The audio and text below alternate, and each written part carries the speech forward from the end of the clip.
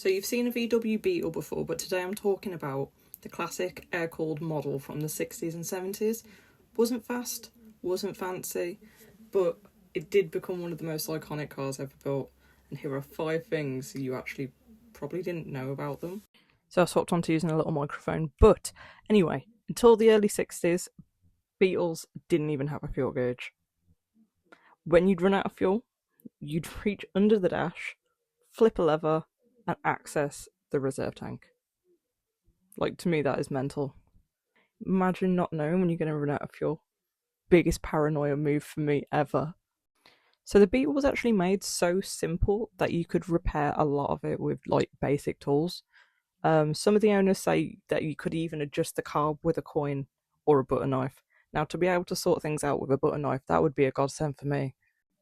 Like, could you just imagine pulling up at a car meet and being like, I need to adjust my carb, we'll use that example, but I don't have the tools. And the guy just pulls out a butter knife and he's like, yo, don't worry, mate, I got you.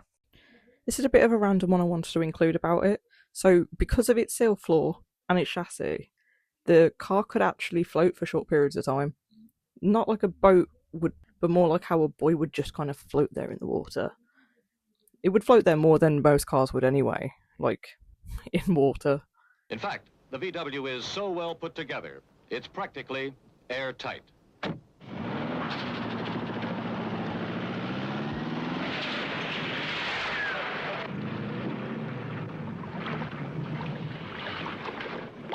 Now, what other car gives you this kind of quality at this kind of price?